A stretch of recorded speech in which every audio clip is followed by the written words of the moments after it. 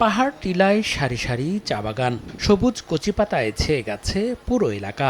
চলতি মৌসুমের শুরুতেই আগাম বৃষ্টিপাত চা শিল্পে এনেছে নতুন আশার আলো। ভরা মৌসুমে বাগানে ব্যস্ত সময় পার করছেন শ্রমিকরা। ভোর থেকে সূর্যাস্ত পর্যন্ত চলে দুটি পাতা একটি কুড়ি তোলার কর্মযজ্ঞ।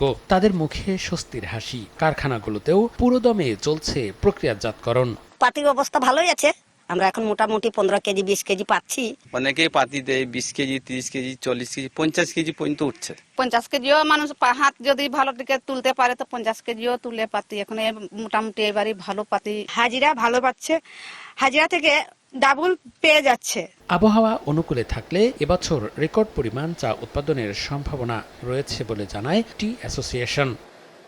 পোকামাকড়ের আক্রমণ বেশি এবং ওই গাছের মধ্যে এক ধরনের রোগ দেখা দিয়েছে। এদিক দিয়ে একটু নজর দেওয়ার দরকার, যাতে চায়ের উৎপাদনটা বেশি করা যায়। ওয়েদার ফেভারেবল থাকে, পর্যাপ্ত বৃষ্টি এবং সানলাইট দুইটাই পাই, তাহলে ইনশাল্লাহ আমরা আরেকটা রেকর্ড ক্রপ করতে পারবো। গত বছর খরাতে জেলায় চায়ের কাঙ্ক্ষিত উৎপাদন হয়নি। এবছর গুণগত মান ও উৎপাদন বৃদ্ধিতে বাগানগুলোয় সব ধরনের সহায়তা দেওয়া হচ্ছে বলে জানায় বাংলাদেশ চা বোর্ড। আমাদের বিভিন্ন উদ্বোধন, প্রশিক্ষণ, সেমিনার এগুলি আমাদের চলমান আছে।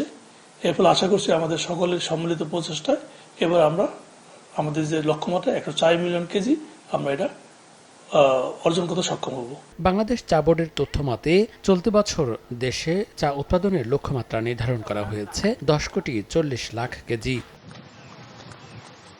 সময় সংবাদ, মৌলভীবাজার।